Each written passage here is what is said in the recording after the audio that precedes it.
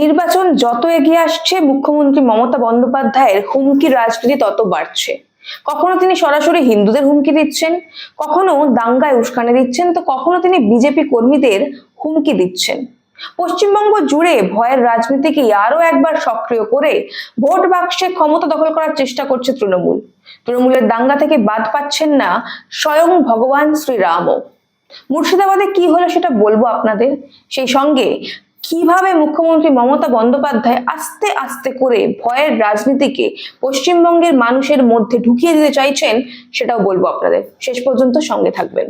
নমস্কার, আমি স্বাতী, মাধ্যম ইউটিউব চ্যানেলের আরো একটি ভিডিওতে আপনাদের স্বাগত জানাই। রাজ্য নির্বাচনের আগে এমসিসি বা মডেল কোড অফ কন্ডাক্ট কিন্তু লাগু হয়ে গিয়েছে। তারপরেও মুখ্যমন্ত্রী মমতা বন্দ্যোপাধ্যায় একের পর এক ভয় আর হুমকির রাজনীতি দেখিয়ে চলেছেন। কিছুতেই বন্ধ করছেন না তিনি তার হুমকির রাজনীতি। এর আগে 2021-এর নির্বাচনে মুখ্যমন্ত্রী মমতা বন্দ্যোপাধ্যায় বলেছিলেন খেলা হবে, ভয়ঙ্কর খেলা হবে। সেই খেলা দেখেছিল বাংলার মানুষ। 2রা মে ভোটের ফল প্রকাশের পরপরই জায়গায় জায়গায় শুরু হয় অত্যাচার। বিশেষ করে বিজেপি কর্মীদের উপর ভয়ঙ্কর অত্যাচার নেমে আসে। রেহাই পাননি সাধারণ হিন্দু ব্যক্তিও। লুট, ধর্ষণ, খুন, হিন্দু মা বোনেদের উপর অত্যাচার, সব মিলিয়ে মনে হচ্ছিল পশ্চিমবঙ্গ নয়, যেন বাংলাদেশে নির্বাচন হয়েছে। তারপর অবশ্য কেটে গিয়েছে 5 বছর। মাঝখানে বারবার করে হুমকি দিলেও সম্প্রতি আরো বেশি করে হুমকির রাজনীতি শুরু করেছেন মমতা বন্দ্যোপাধ্যায়। তিনি হিন্দুদের মনে ভয় ঢোকাতে চাইছেন, কারণ তিনি জানেন হিন্দুরা যদি 100% ভোটমুখী হয় তাহলেই আসন চলে যায় মমতা বন্দ্যোপাধ্যায়। তিনি চান হিন্দুরা যত কম সংখ্যক বাড়ি থেকে বের হোক, হিন্দুরা যত কম সংখ্যক ভোট দিক। তাই সেই জন্য তিনি কোনো রাখ ঢাক না রেখেই সরাসরি হিন্দুদের উপরে হুমকি দিচ্ছেন। সদ্যই সপ্তাহখানেক আগে ধর্ণা মঞ্চ থেকে হিন্দুদের হুমকি দিয়ে বলেছিলেন, আমরা আছি বলে তোমরা ভালো আছো, তৃণমূল সরে গেলেই একটা কমিউনিটি জোট বাঁধলে তোমাদের 12টা বাজাতে বেশি সময় লাগবে না, কাজেই যদি নিজের ভালো চাও তৃণমূলকে ভোট দাও। চমকে উঠেছিলেন বাংলার মানুষ এই থ্রেট কালচার শুনে। যদিও চাপের মুখে পড়ে মুখ্যমন্ত্রী মমতা বন্দ্যোপাধ্যায় পরে অন্য সাফাই গাইতে বাধ্য হয়েছিলেন। দেখে নিন সেই ভিডিও। আমরা আছি বলে না আপনারা সবাই ভালো আছেন, আর যদি আমরা না থাকি কোনোদিন সেরকম আসে 1 সেকেন্ড লাগবে। একটা কমিউনিটি যখন জোট বাঁধে না, ঘিরে ফেললে 1 সেকেন্ডে দেবে একদম 12টা বাজিয়ে।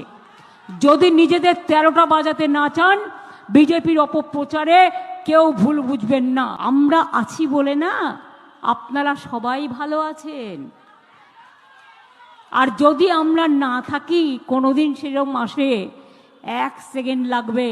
একটা কমিউনিটি যখন জোট বাঁধে না, ঘিরে ফেললে 1 সেকেন্ডে দেবে একদম 12টা বাজিয়ে।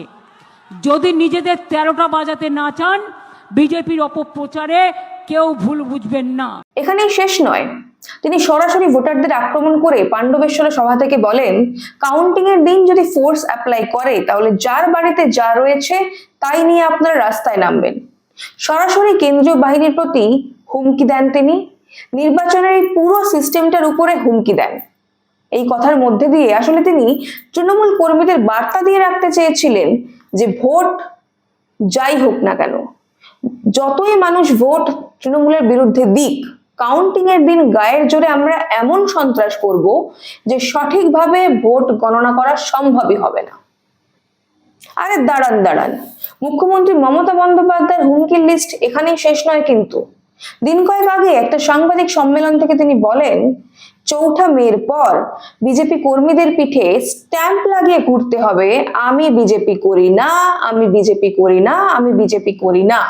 বিজেপি ইলেকশনের পরে পিঠে পোস্টার লাগিয়ে ঘুরবে, আমি বিজেপি করি না, আমি বিজেপি করি না, আমি বিজেপি করি না। আর এখানকার ইলেকশন হলে সারা ভারতবর্ষ বিজেপির বিরুদ্ধে কি করতে হয় সেটা আমি আমার সাধ্য মতো করব, সব রাজ্যে রাজ্যে যাব, এবং আমি জানি গণ আন্দোলন কি করতে হয় করব।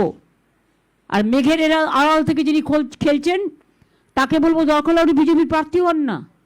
শুধু তো প্রার্থী হওয়াটা বাকি আছে, আর তো কিছু বাকি নেই। নোটিফিকেশন হলো না, এত তাড়াহুড়ো কেন? ওই যে দেবগৌড়াজির কথাটা আমার মনে পড়ে, যখন ওনার বিরুদ্ধে নো কনফিডেন্স আনা হয়েছিল হাউসে, উনি বলেছিলেন why you are so hungry. আমিও আজকে তাই বলছি, বাংলার জন্য বিজেপি হয়েছে হ্যাংলা, এটা বাংলার চলতি কথা।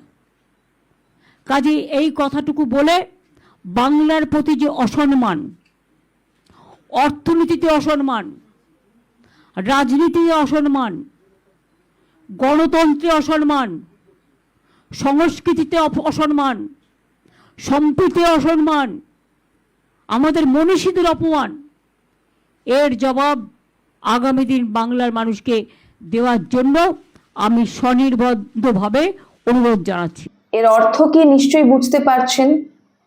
কত বড় ভয়ের হুমকি তিনি দিলেন এটা যে কোনো বাচ্চা বাচ্চা ছেলে পেলেও বুঝতে পারবে। আর মুখ্যমন্ত্রী মমতা বন্দ্যোপাধ্যায়ের এইসব হুমকির পর থেকেই রাস্তায় নেমে পড়েছে তৃণমূলের হারমাত বাহিনী। দুদিন আগেই বাসন্তীতে আমরা দেখলাম তৃণমূলের বিশেষ দুষ্কৃতী বাহিনীর ভয়ঙ্কর অভদ্র দুষ্কৃতিমূলক আচরণ। বিজেপির প্রচার চলাকালীন তাদের উপর হামলা চালায় তৃণমূলের হারমাত বাহিনী, বাঁশ লাঠি নিয়ে চড়াও হয়। বাদ যায়নি স্থানীয় এসপিও। কেন্দ্রীয় বাহিনী মজুদ থাকা সত্ত্বেও স্থানীয় পুলিশ তাদের কোনো সাহায্য চায়নি, তাদেরকে ঠুটো জগন্নাথের মতো বসিয়ে রাখা হয়েছিল।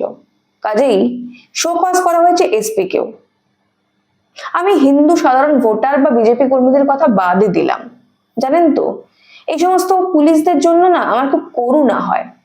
বেচারারা সঠিক ডিও পায় না, আবার তৃণমূল কর্মীদের কাছে মারধর খেয়ে কখনো টেবিলের তলায় লুকোয়, কখনো বা সেই মার হজম করতে বাধ্য হয়। সম্প্রতি তৃণমূলের সন্ত্রাস থেকে মুক্তি পাননি ভোট কর্মীরাও। একজন সরকারি শিক্ষক, তিনি ভোট কর্মী, তাকেও রেয়াত করেনি তৃণমূলের দুষ্কৃতীরা। এমন ভাবে তাকে মারা হয়েছে যে তার চোখ, মুখ, নাক দিয়ে গলগল করে রক্ত পড়তে থাকে। ভিডিও রইল আপনাদের জন্য। জানি খারাপ লাগবে, কিন্তু তবুও এই খারাপ লাগা থেকে যদি সচেতনতা তৈরি হয় তার থেকে বড় আর কিছু হয় না। দেখুন সেই ভিডিও। রক্তাক্ত ভোট কর্মী আমাদের সৈকত চ্যাটার্জি রক্তাক্ত। আমরা তার মুখ থেকে এবার শুনে নেব কি হয়েছে। আপনারা দেখতেই পাচ্ছেন আমরা এখন উপস্থিত রয়েছি রানাঘাট দেবনাথ হাই স্কুলে। সেখানে আমাদের ভোট কর্মী সৈকত চ্যাটার্জি রক্তাক্ত অবস্থায়, তার সঙ্গে কি হয়েছে আমরা জেনে নেব এক এক করে। সৈকতদা কি হয়েছে তুমি বিস্তারিত বলো। রানাঘাটে দেবনাথ ইনস্টিটিউশনে আমি আমি ট্রেনিং করতে এসেছি। ট্রেনিং শুরুর আগেই এখানে সাদা পর্দায় মমতা ব্যানার্জির অ্যাড দেখাচ্ছে দীঘার মন্দির নিয়ে। আমি অবজেকশন করেছি, আরো আমার অনেক দাদারা ছিলেন, এই যে এই দাদাও অবজেকশন করেছে, আরো অনেক দাদা এখানে ছিলেন তারা অবজেকশন করেছে। আমরা বলেছি যে এটা নির্বাচনী বিধিভঙ্গ হচ্ছে, আমি আই কার্ড দেখতে চেয়েছি, এটাই আমার অপরাধ।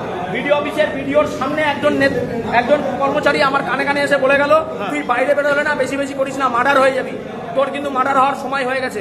হ্যাঁ আমি জানি আপনাদের গায়ের জ্বালা, আমি আপনাদের জন্যই 365 দিন লড়াইটা আমরা করছি, আপনাদের জন্যই।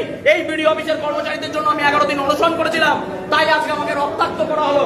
বিডিওর নেতৃত্বে বিডিওর কর্মচারীরা এই ঘরে যারা দায়িত্বে ছিল তারা হাত তুলে দিল, তারা কিছু জানে না, উল্টে আমাকে কিল চর ঘুষি যেমন খুশি তাই করলো, আমাকে মেরে ফাটিয়ে ফেলা হয়েছে। দেখুন এই যদি অবস্থা হয় রাজ্যে ইলেকশনের দরকার নেই।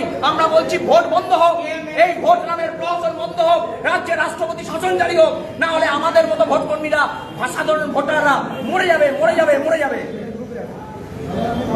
আপনারা দেখতেই পাচ্ছেন যে আমাদের এই সৈকতদা আজ রক্তাক্ত। কারণ হলো ভোটের ট্রেনিং এর নামে এখানে মুখ্যমন্ত্রী মমতা ব্যানার্জির বিভিন্ন প্রচার চলছিল, তার প্রতিবাদ করায় তার গায়ে হাত তোলা হয়েছে, তাকে হুমকি দেওয়া হয়েছে, সে মার্ডার হয়ে যাবে। আমি আমার অপরাধ, আমি আই কার্ড দেখতে চেয়েছি, আমি বলেছি আপনাদের জন্য আমি 11 দিন। এগুলো গেল, এবার এখন বলবো সব থেকে গুরুত্বপূর্ণ একটা কথা। রাজ্যটাকে কোথায় নামিয়ে নিয়ে যাচ্ছেন মুখ্যমন্ত্রী মমতা বন্দ্যোপাধ্যায়? তিনি মাঠে নামিয়ে দিয়েছেন নিজের বাহিনীকে। মুর্শিদাবাদে আবারও তারা দাঙ্গা লাগানোর কাজ করছে। রামনবমীর শোভাযাত্রা চলাকালীন ভগবান শ্রীরামের গেরুয়া পতাকা খুলে দেয় জনৈক লোকজন। তারপর রাম ভক্তরা প্রতিরোধ করে। এই প্রথমবার সমবেতভাবে একত্রিতভাবে প্রতিরোধ করে তারা। তাতেই পাল্টা পিছু হটে যায় দুষ্কৃতীরা। রাম ভক্তরা কারো গায়ে হাত দেয়নি, কাউকে খুন করেনি, কাউকে মারধর পর্যন্ত করেনি।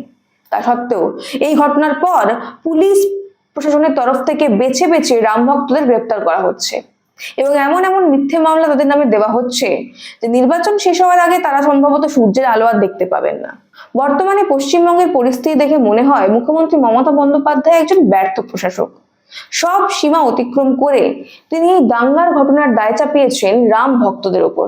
তিনি বলছেন মুখ্যমন্ত্রী মমতা বন্দ্যোপাধ্যায় এবং রাজ্য প্রশাসনের হাত পা নাকি বাঁধা রয়েছে, নির্বাচন কমিশন সবাইকে সরিয়ে দিয়েছে। আমি মুখ্যমন্ত্রী মমতা বন্দ্যোপাধ্যায়কে প্রশ্ন করতে চাই, মুর্শিদাবাদে যখন কমরেড হরগোবিন্দ দাস এবং চন্দন দাস খুন হয়েছিলেন তখন তো প্রশাসন আপনার হাতেই ছিল, তাহলে আপনার তখন হাত বাঁধা কেন ছিল? কেন সেদিন আপনি দাঙ্গাকারী ধর্মান্ধ মৌলবাদীদের গ্রেফতার করতে পারেননি? কোথায় সমস্যা ছিল আপনার? শুধু মুর্শিদাবাদ কেন, এর আগে ধুলাগড়, কালিয়াচক, বাদুড়িয়া, যেখানে যেখানে দাঙ্গা ঝামেলা হয়েছে তখনও তো পুলিশ প্রশাসন আপনারই হাতে ছিল। কেন পারেননি দাঙ্গা থামাতে? সিএ আন্দোলনের নামে আপনি মানুষজনকে উস্কে দিয়ে রাস্তায় নামিয়েছিলেন। তার ফলে আগুন জ্বলেছিল রাজ্যের একাধিক জায়গায়। সরকারি সম্পত্তি, ট্রেন, বাস জ্বালিয়ে দেওয়া হয়েছিল। বহু কোটি টাকার ক্ষতি হয়েছিল সরকারের। কেন পারেননি সেটা থামাতে? নুপুর শর্মার একটা মন্তব্য ঘিরে এই রাজ্যে যখন মুসলিম সম্প্রদায়ের মানুষ হিংসা ছড়াচ্ছিলেন, কেন তখন পারেননি সেটা বন্ধ করতে? কেন সম্প্রতি ওয়াকফ আন্দোলন নিয়ে মুর্শিদাবাদের বেলডাঙ্গায় সংখ্যালঘু সম্প্রদায়ের মানুষজন যখন সমস্যা তৈরি করছিলেন, তারা আন্দোলন করছিলেন, দাঙ্গা বাঁধিয়েছিলেন, কেন সেটা বন্ধ করতে পারেননি? নাকি আপনি ধর্মান্ধ মৌলবাদীরা দাঙ্গা বাঁধাক সেটা বন্ধ করতেই চান না? তাহলে আপনি কি চান? আপনি চান মানুষদের উস্কে দিয়ে রাস্তায় নামিয়ে পুরো রাজ্যে অরাজকতা সৃষ্টি করতে? আপনি কি চান এই রাজ্যে হিন্দুদের অত্যাচারিত হতে দেখতে? তাই জন্যই কি নির্বাচনের আগে সুস্পষ্ট একটা ন্যারেটিভ তৈরি করার চেষ্টা করছেন? একদিকে হিন্দুদের হুমকি দেওয়া হচ্ছে আর অপরদিকে খোলা ছুট দেওয়া হচ্ছে দুষ্কৃতীদের। ময়দানটা আপনি তৈরি করে দিচ্ছেন, আর যাতে খেলছে আপনাদের দুর্বৃত্ত দুষ্কৃতীরা। এভাবেই কি 2026 নির্বাচন জেতার চেষ্টা করছেন মুখ্যমন্ত্রী মমতা বন্দ্যোপাধ্যায়? আপনাদের কি মনে হয় জানান আমাদের কমেন্ট করে। আজ এই পর্যন্তই, দেখা হবে পরের একটি ভিডিওতে। ততক্ষণ পর্যন্ত সঙ্গে থাকুন, দেখতে থাকুন মাধ্যম। मोदी जी का विजन विकसित भारत और उसी विजन को जमीन पर उतारने का मिशन मध्य प्रदेश में डॉक्टर मोहन यादव। प्रधानमंत्री नरेंद्र मोदी के नेतृत्व में देश बदला है, डिजिटल, निर्णायक और जनहितकारी।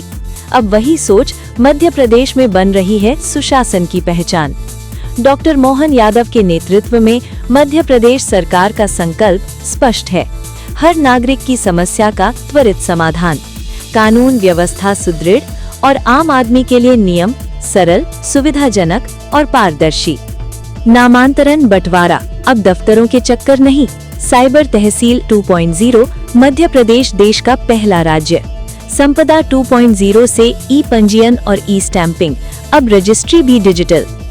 कानून व्यवस्था में ऐतिहासिक फैसले, धार्मिक नगरों में शराब बिक्री पर प्रतिबंध, लाउडस्पीकर और खुले में मांस मछली बिक्री पर नियंत्रण, नक्सलियों से मुकाबला करने वाले 24 जांबाज पुलिस कर्मियों को आउट ऑफ टर्न प्रमोशन, वीर शहीदों के परिवार, पत्नी और माता पिता दोनों का सम्मान, दोनों का अधिकार।